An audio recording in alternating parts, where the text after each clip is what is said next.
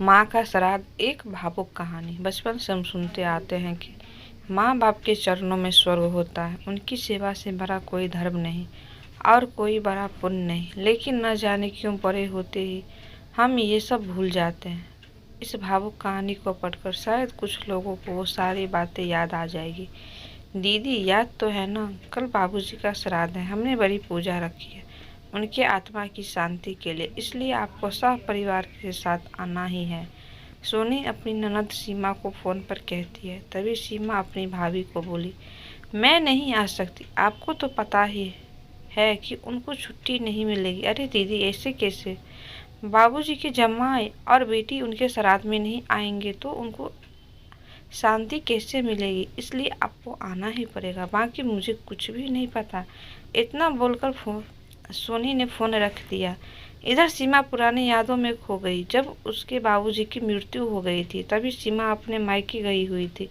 सीमा को मम्मी बोली, बेटा तुम्हारे बाबूजी मुझे छोड़कर अकेले ही चले गए, पता नहीं अब किसके आधार पर छोड़कर गए हैं।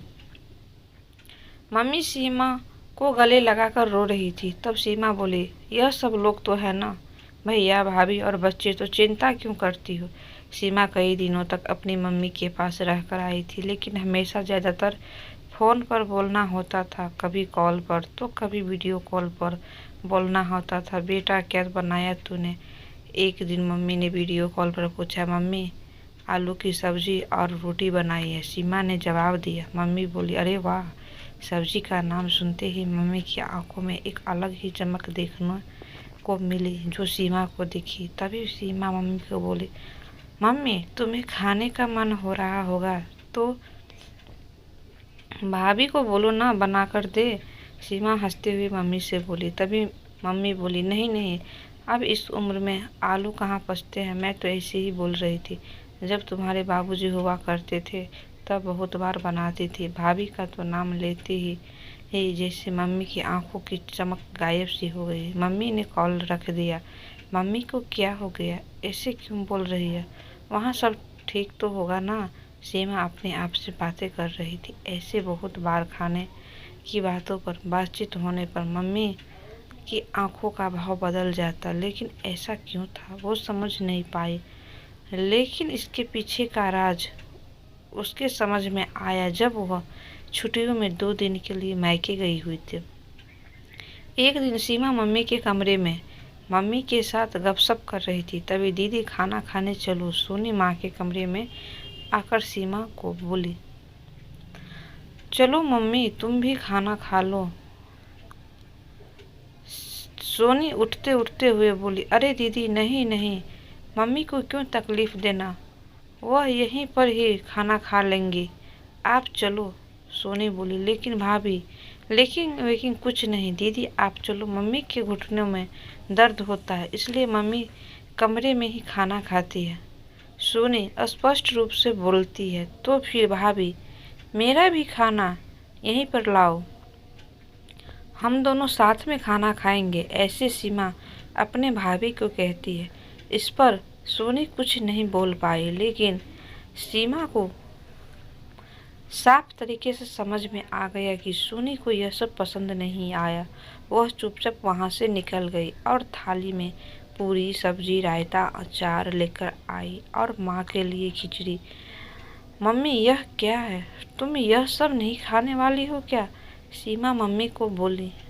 उतने में सोनी बोली, अरे दीदी, मम्मी को यह सब हजम होता ही नहीं, इसलिए मैं उनको खिचड़ी और दाल ही देती हूँ।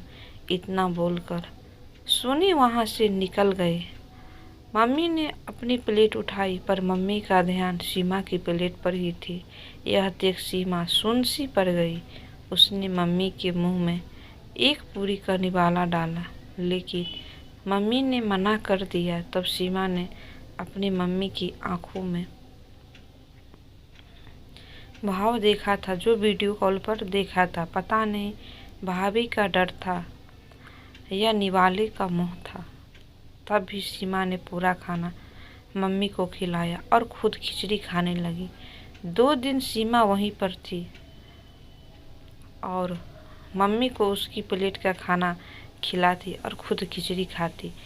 ऐसे 2 दिनों तक चला। मम्मी वो बहुत मना करने के बाद भी सीमा जिद में मम्मी को खाना खिलाती थी। वो बोली, भैया मैं कुछ दिनों के लिए मम्मी को अपने घर ले जाती हूँ। घर जाने से पहले सीमा ने अपने भाई सोनू को पूछा। वह बोला, क्या तुम्हारा दिमाग खराब हो गया है? लोग क्या कहेंगे? बेटा मम्मी को तकलीफ देता होगा, इसलिए मम्मी अपनी बेटी के घर रहती है। सोनू गुस्से में बोला, अरे बाबा सही तो बोल रहा है, वो मम्मी बेटी के घर जाती है क्या? क्या भला तू आराम से जा अपने घर, मेरी चिंता मत कर, मैं यहाँ खुश हूँ। बेटे की बातें सुनकर मम्मी बोली। सीमा ने बहुत जिद की, लेकिन मम्मी बेबस थी। सीमा उदास मन से अपने घर वापस आई। कुछ दिनों बाद खबर आई कि मम्मी अब नहीं रही। इस खबर ने सब कुछ खत्म कर दिया था। सीमा को पता था कि मम्मी कितनी तकलीफ से गुजरी, लेकिन मम्मी को दूसरा लड़का नहीं था, बल्कि एक लड़का और एक लड़की थी, इसलिए वो कुछ नहीं कर सकती थी। सीमा अकेले ही मम्मी के श्राद्ध में आई। आज मम्मी के श्राद्ध में 56 तरह के भोग बनाए गए। सब लोग मज़े से खा रहे थे। लोगों ने सोनी और सोनू की वाहवाही करने में कोई कसर नहीं छोड़ी। दुनिया में सबसे अच्छा बेटा और सबसे अच्छी बहू कह रहे थे उन्हें। मम्मी के गुजर जाने के बाद इतना विचार कर रहे थे, तो मम्मी जिंदा थी तब कितनी सेवा की होगी। दोनों ने। सीमा दुखी होकर मम्मी की तस्वीर की तरफ देख रही थी। तभी दीदी चलो आप भी खाना खा लीजिए, सोनी सीमा को बोली, जो मम्मी के रूम में मम्मी की तस्वीर सीने से लगाकर रो रही थी। वह बोली, नहीं भाभी, मुझे नहीं खाना। लेकिन क्यों? आप नहीं खाना खाओगे तो मम्मी की आत्मा को शांति कैसे मिलेगी? सोनी सीमा को बोली, भाभी, जिस खाने के लिए मेरी मम्मी जब जिंदा थी तब तरसती थी, उसे मरने के बाद दे रहे हो तो वो कैसे तृप्त होगी? सोच कर देखो एक बार। आज आपने पकवानों का ढेर लगाया है। मम्मी जिंदा थी तब आपने उनकी मनपसंद खाने के 2 निवाले खिलाए होते तो मम्मी वैसे भी तृप्त हो चुकी होती। वही मम्मी का असल में श्राद्ध कहलाता। यह जो भी हो रहा है वो सिर्फ एक दिखावा है। इसकी वजह से मम्मी कैसे तृप्त हो पाएगी?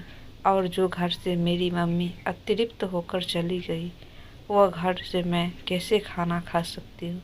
भला सीमा चीरकर सोनी से बोली। तभी वहाँ पर सोनू भी आ गया। भगवान की लाठी में आवाज़ नहीं होती है भैया भाभी, वो जब भी किसी पर पड़ती है ना तब जख्म बहुत गहराई तक और न भरने वाली होती है। आप भी तो 2 बच्चे के माता पिता हो, लेकिन मैं भगवान से दुआ जरूर करूँगी कि आप जब तक जिंदा हो तब तक आपको अतृप्त न रखे। मम्मी ने तो अपना वनवास भोगकर ही कहीं नया जन्म लिया होगा, लेकिन आपकी ज़िंदगी बहुत बड़ी है। सीमा यह सब बोलकर मम्मी की तस्वीर लेकर चली गई। पीछे सीमा और सोनू की गर्दन शर्म से झुक गई। दोस्तों, माँ बाप जिंदा है तब तक उनकी सेवा करना, उनकी हर इच्छा पूरी करना, वही उनका असली श्राद्ध होता है। उनकी मृत्यु के बाद कितने भी 56 भोग बनाए सब व्यर्थ है। दोस्तों, ये कहानी अच्छी लगी हो तो चैनल को सब्सक्राइब ज़रूर करें और ये कहानी पढ़ने के लिए बहुत बहुत धन्यवाद।